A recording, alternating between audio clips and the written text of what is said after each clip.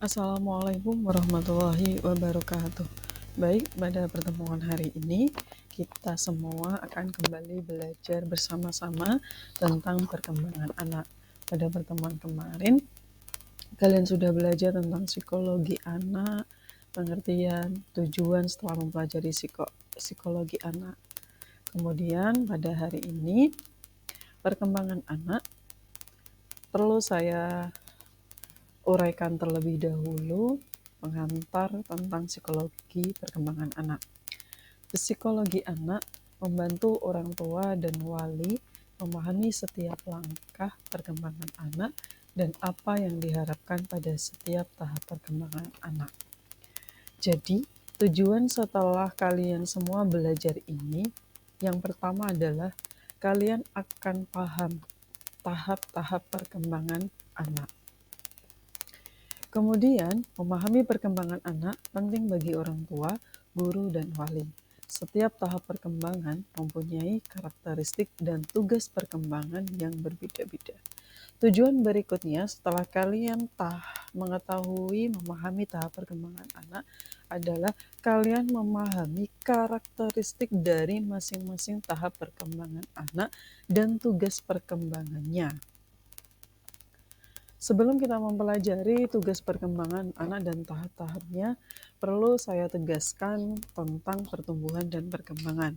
Pertumbuhan adalah bertambahnya jumlah dan sel di seluruh bagian tubuh yang secara kuantitatif dapat diukur.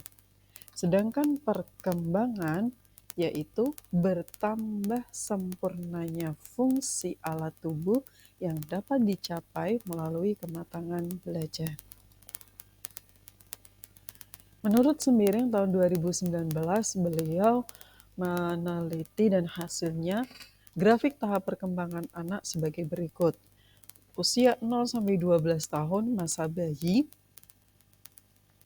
kemudian 2-3 tahun masa balita, kemudian 3-6 tahun masa prasekolah, kemudian usia 6-12 tahun masa sekolah dasar, dan usia 12-18 tahun masa remaja. Penjelasannya sebagai berikut. Masa bayi, usia 0-2 tahun, anak mengalami perkembangan yang pesat dalam segala hal, mulai dari fisik, kognitif, sosial, hingga emosional. Ini menurut pendapat Andayani tahun 2021.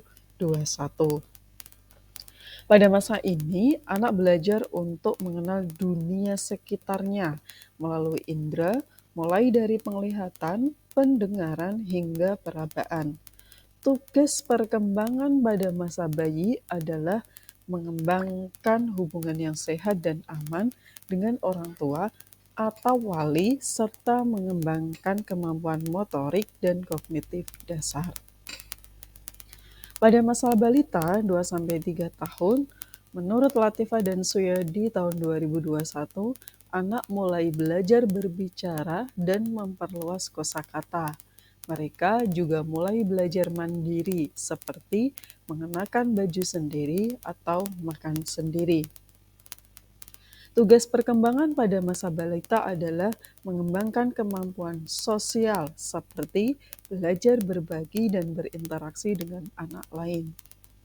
Pada masa prasekolah usia 3-6 tahun, menurut Suhartanti dan lain-lain pada tahun 2019, anak mulai mengembangkan kemampuan kognitif yang lebih kompleks, seperti berpikir logis, dan mengembangkan imajinasi yang positif. Mereka juga mulai belajar bermain dan belajar dalam kelompok. Tugas perkembangan pada masa prasekolah adalah mengembangkan kemampuan sosial dan kognitif yang lebih kompleks. Pada masa sekolah dasar usia 6-12 tahun, menurut Hayati, Neviarni, dan Irda Murni tahun 2021, anak mulai memasuki dunia pendidikan formal dan mengalami perkembangan kognitif yang lebih kompleks. Mereka juga mulai memiliki teman sebaya dan mulai menjelajahi minat dan bakat mereka. Tugas perkembangan pada masa sekolah dasar adalah yang sering kita kenal dengan nama calistung.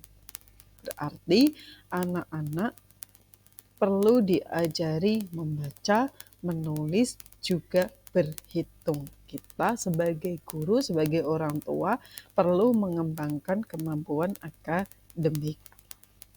Kemudian pada masa remaja 12 sampai 18 tahun, menurut Sulastri, Astuti, dan Handayani tahun 2019, anak mengalami perkembangan fisik yang pesat dan juga perkembangan kognitif yang lebih kompleks. Mereka mulai mencari jati diri dan mengembangkan identitas. Tugas perkembangan pada masa remaja ini adalah mengembangkan identitas yang sehat dan mandiri, serta mempersiapkan diri untuk memasuki kehidupan dewasa. Memahami tahap perkembangan anak akan membantu orang dewasa memberikan dukungan yang tepat dan memenuhi kebutuhan anak.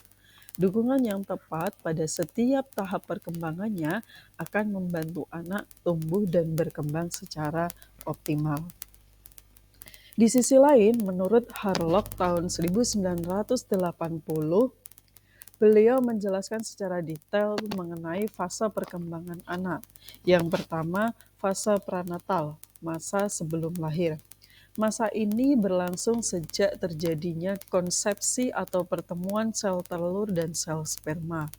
Masa ini berlangsung dari terjadinya pembuahan sampai anak lahir, kira-kira 9 bulan, 0 hari, atau 280 hari.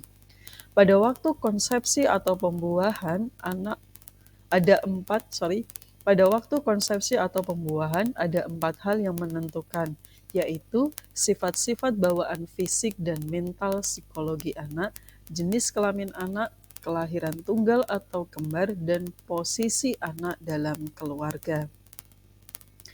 Yang kedua, pada masa bayi baru. Masa ini dimulai dari sejak anak lahir sampai berumur kira-kira 10 atau 15 hari. Masa ini merupakan masa perkembangan yang tersingkat dari seluruh periode perkembangan. Dalam perkembangan manusia, masa ini merupakan fase pemberhentian, artinya tidak terjadi pertumbuhan atau perkembangan. Masa ini juga dikenal dengan fase resting age atau masa istirahat untuk menyesuaikan diri dengan keadaan yang baru di dunia ini. Jika anak selamat pada akhir periode ini, maka hal ini akan menjadi awal perkembangan lebih lanjut pada kehidupannya. Kemudian masa bayi, babyhood. Masa ini dimulai dari anak berumur 2 minggu sampai 2 tahun. Masa ini merupakan masa pembentukan dasar kehidupan serta masa meningkatnya sisi individualitas. Anak mulai mengalami permulaan berkembangnya penggolongan peran seks atau jenis kelamin dan sosialisasi. Anak berkembang pesat baik segi fisik maupun psikologisnya, sehingga penampilan dan kemampuannya pada masa ini juga banyak mengalami perubahan. Masa ini menjadi dasar bagi kreativitasnya dan penyesuaian dirinya dengan pola-pola yang diletakkan oleh orang lain atau orang tua. Kemudian masa kanak-kanak awal. Awal masa kanak-kanak berlangsung dari anak berumur 2 sampai 6 tahun. Beberapa hal penting terkait masa kanak-kanak adalah sebagai berikut. Yang pertama, banyak orang tua menyebut anak-anak pada masa ini sebagai usia problematik atau usia sulit karena mengalami kesulitan dalam memelihara atau mendidik mereka. Beberapa di antaranya menyebutnya sebagai usia main karena sebagian besar waktu anak-anak dihabiskan untuk bermain. Masa ini merupakan saat yang tepat untuk belajar mencapai berbagai keterampilan karena anak senang mengulang-ulang suatu kegiatan, tindakan, atau ucapan. Pada masa ini, anak berani dan senang mencoba hal-hal baru. Minat umum anak-anak pada masa ini meliputi minat terhadap agama, tubuh manusia, diri sendiri, seks, dan pakaian. Anak pun mulai menunjukkan minat terhadap diri sendiri sehingga bersikap egosentris dan memaksakan kehendaknya. Minat dan egosentrisme ini menunjukkan bahwa anak mulai memiliki kesadaran terhadap diri sendiri. Pada masa ini pula rentan terjadi bahaya fisik, baik itu berupa penyakit atau kecelakaan maupun bahaya psikologis, pengaruh sosial dari lingkungan sekitar. Anak masih belum dapat berempati karena belum mampu mengadakan ikatan emosional dengan orang lain. Kemudian masa akhir kanak-kanak ini terjadi saat usia 6-12 tahun.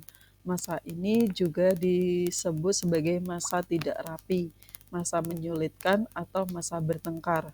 Ada 4 hal penting yang perlu diperhatikan dalam masa ini, yaitu konsep diri, peran sosial, peran seks, dan waktu. Konsep diri. Anak semakin jelas ketika ia mengenal dirinya sendiri melalui pandangan orang tua, guru, dan teman-teman.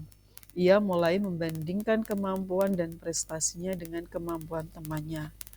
Dilihat dari peran sosial, anak mulai lebih sadar terhadap hal-hal berkenaan dengan sosial, agama, ras, dan status sosial ekonomi dari teman sebayanya. Ia menerima stereotip budaya dan sikap dewasa terhadap status ini. Hal ini menimbulkan kesadaran kelompok dan prasangka sosial dalam beberapa hal. Peran seks. Sebelum masa kanak-kanak berakhir, anak akan mengembangkan konsep yang jelas mengenai peran seks yang sesuai untuk anak laki-laki dan perempuan. Anak juga belajar bahwa peran pria dianggap lebih berwibawa daripada wanita. Waktu. Jadwal waktu sekolah yang ketat memungkinkan anak mengembangkan konsep mengenai hal yang dapat dicapai dalam jangka waktu tertentu. Pelajaran pengetahuan sosial di sekolah dan media massa akan membantu anak mengembangkan konsep kronologi sejarah. Pendidikan buat kalian yang perlu kalian mulai tanamkan dalam diri kalian sendiri. Yang pertama, pembentukan tumbuh kembang anak dimulai dari orang tua, sehingga orang tua harus memahami tahapan perkembangan anak agar anak dapat mempunyai perkembangan mental, fisik, dan mental yang baik. Yang kedua, orang tua mempengaruhi anak sejak dini serta perkembangan citra dirinya. Orang tua terlibat dalam pembentukan karakter anak karena anak lebih banyak menghabiskan waktunya di sekolah dibandingkan di tempat lain di luar rumah. Yang ketiga, orang tua menciptakan peluang bagi anak untuk sukses di sekolah. Orang tua memberikan kesempatan pertama kepada anak untuk mengevaluasi diri dan kemampuannya secara realistis. Thank you, that's all, and hopefully it's useful. Wassalamualaikum warahmatullahi wabarakatuh.